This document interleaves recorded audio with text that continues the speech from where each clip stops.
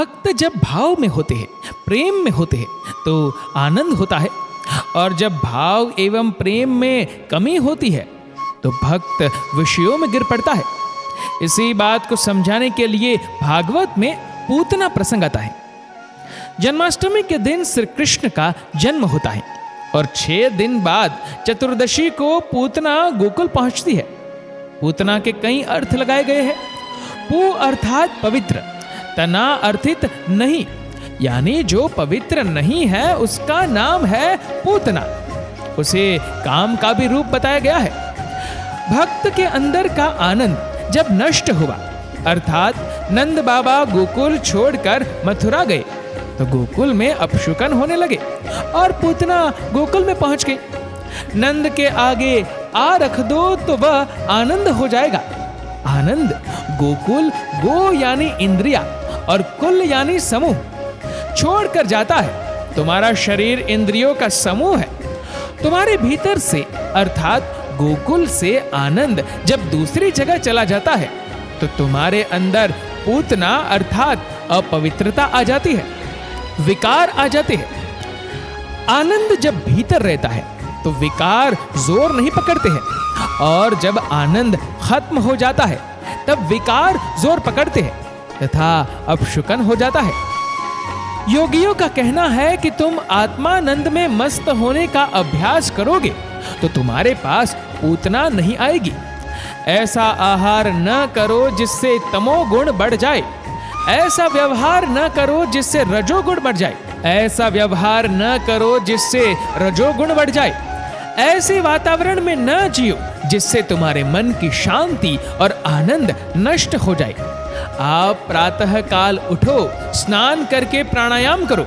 स्नान से शरीर शुद्ध होता है, प्राणायाम से अंतःकरण शुद्ध होता है। प्राणायाम करने के बाद थोड़ा ध्यान करोगे तो तुम्हारा आनंद बना रहेगा। जैसे गोकुल में नंद बाबा के रहने पर पूतना नहीं आ सकती, वैसे ही इंद्रियों के समूह रूपी गोकुल शरीर में यदि सदा आनंद रहेगा तो वासना रूपी पूतना नहीं आ सकती। वासना रूपी पूतना से बचने के लिए तुम्हारे चित्त को सदा साक्षी भाव से देखते रहो। जब भी वासना उठे तब तुम उसके दृष्टा हो जाओ, क्योंकि जब वासना को बुद्धि सहयोग देती है तब वासना क्रियाशील होती है।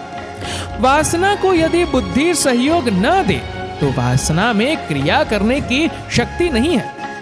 जब किसी कार्य को करने के लिए बुद्धि सहयोग दे देती है तब आपका शरीर, आपकी इंद्रिया और आपका मन उस कार्य को करने में लग जाते हैं। जब आपका कोई संकल्प होता है तब तुरंत ही विकल्प भी उठता है। आपका अच्छा संकल्प बुरे संकल्प को काटता है तो आप सफल हो जाते हैं। बुरी वासना को अच्छी वासना द्वारा काट डालना चाहिए। जब बुरी वासना को अच्छी वासना काट नहीं पाती तब मनुष्य रूपी शिशु उस बुरी वासना रूपी पूतना के हाथों मारा जाता है। लेकिन यदि हम अपनी बुद्धि के, मन के तथा कर्म के दृष्टा बन जाए तो पूतना रूपी वासना के फंदे से अवश्य बच सकते हैं।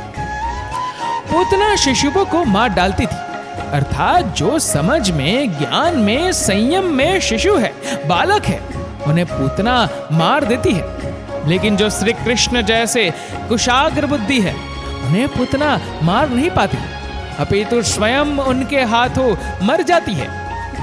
पूतना जब गोकुल आती है तो एक बड़े घराने की स्त्री का रूप लेकर आती है। उस समय श्री कृष्ण झूले में झूल रहे थे।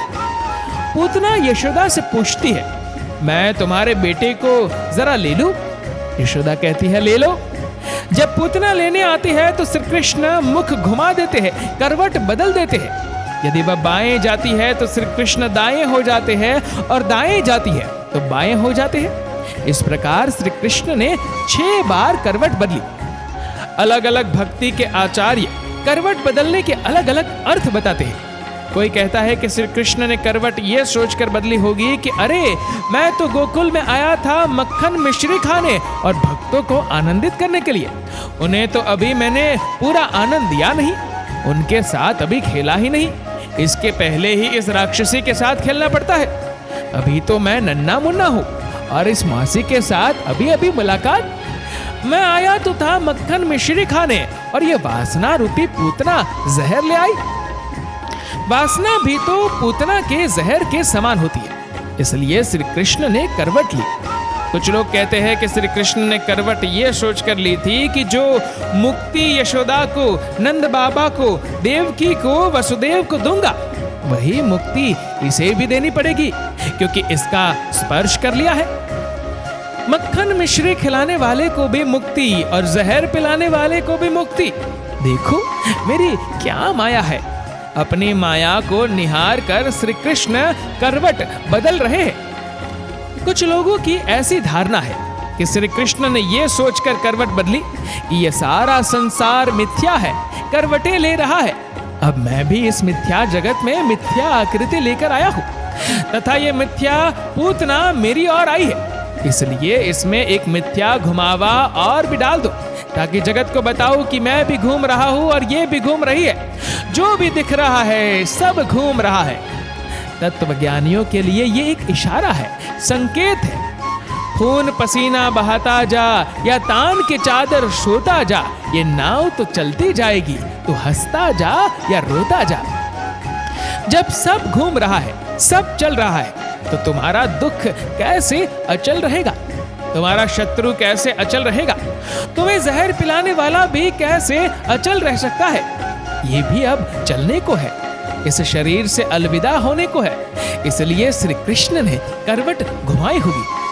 श्री कृष्ण का जीवन ऐसा समग्र है कि आप जो भी चाहो अर्थ लगा सकते हो और वह संभावित हो सकता है। 6 बार करवट बदलने के बाद आखिर श्री कृष्ण पूतना की गोद में गए और उसने अपना दूध पिलाना चालू किया। वासना बाहर से तो सुंदर दिखती है, किंतु भीतर से कुरूप होती है। पूतना भी भीतर से कुरूप और बाहर से सुंदरी होकर आई थी। ऊपर ऊपर से दूध दिख रहा था और भीतर जहर भरा था। वासना में भी ऊपर से दूध अर्थात सुख दिखता है, किंतु भीतर तो केवल दुख ही भरा होता है। स्पष्ट है कि श्री कृष्ण की लीला में कदम कदम पर तत्व ज्ञान लेने वालों को तत्व ज्ञान मिल जाता है, विनोद प्रेमियों को विनोद मिल जाता है, प्रेम लेने वालों को प्रेम मिल जाता है। जिसकी जैसी दृष्टि होती है उसको वैसा ही मिल जाता है। पूतना दूध के बहाने जहर पिलाती है, किंतु श्री कृष्ण तो सब हजम कर जाते हैं। उन्हें वासना क्या कर सकती है जो स्वयं में पूर्ण हो? अमृत तो उनके आगे अमृत है ही, किंतु वे जहर को भी अमृत बना देते हैं। श्री कृष्ण जब अधिक नोचने लगे तो पूतना बोलती है, बस बस मेरे अंगों को पीड़ा हो रही है, छोड़ो छोड़ो। श्री कृष्ण कहते हैं, मौसी मैं किसी को जल्दी पकड़ता नहीं, और यदि मैं पकड़ लेता हूं तो फिर छोड़ता नहीं हूं। लोग स्वयं मेरे पास आते हैं। पूतना मैं तेरे पास नहीं आया था, तू स्वयं मेरे पास आई है। ज्ञानी पुरुषों के पास जब तुम जाते हो तो अपनी मर्जी से जाते हो, लेकिन लौटोगे उनकी मर्जी से। पूतना बोलती है, छोड़ छोड़। श्री कृष्ण बोलते हैं, हम जल्दी पकड़ते नहीं और पकड़ते हैं तो जल्दी छोड़ते नहीं। भगवान के या ज्ञानी के हाथ में यदि यह जीव आ गया और भगवान ने या गुरु ने पकड़ लिया तो फिर वे उसे छोड़ते नहीं है। किनारे लगाकर पार करके ही वे चुप होते हैं। सिंह की दाढ़ में आया हुआ शिकार शायद छूट जाए, लेकिन संत के हृदय में, भगवान के हृदय में आया हुआ व्यक्ति नहीं छूटता, वह पार होकर ही रहता है। थोड़ी देर सवेर जरूर हो सकती है। पाई पान कराने से पूतना को अत्यधिक पीड़ा होने लगी। उसने चिंतन के बल से अपना जो नकली रूप बनाया था वह पीड़ा के कारण गायब हो गया और वह असली राक्षसी के रूप में प्रकट हो गई। जब वासना असली रूप ले लेती है तो भयभीत हो जाती है। जब पूतना असली राक्षसी के रूप में प्रकट हुई तो लोग मार डालेंगे, इस भय से श्री कृष्ण को लेकर आकाश में उड़ी। वासना आनंद को लेकर भागती है, वह गायब कर देती है। देखो कथा बनाने वाले वेदव्यास जी की कितनी पवित्र बुद्धि रही होगी, कितनी उदार और विशाल बुद्धि रही होगी, ताकि जो भाव प्रधान व्यक्ति है उन्हें भी ज्ञान मिल जाए। वासना यानी कि पूतना श्री कृष्ण अर्थात आनंद के खजाने को लेकर उड़ी तो सही, किंतु लंबे समय तक उड़ न सकी और श्री कृष्ण की इच्छा से मामा कंस के बगीचे में जा गिरी, जिससे बगीचा भी नष्ट हो गया।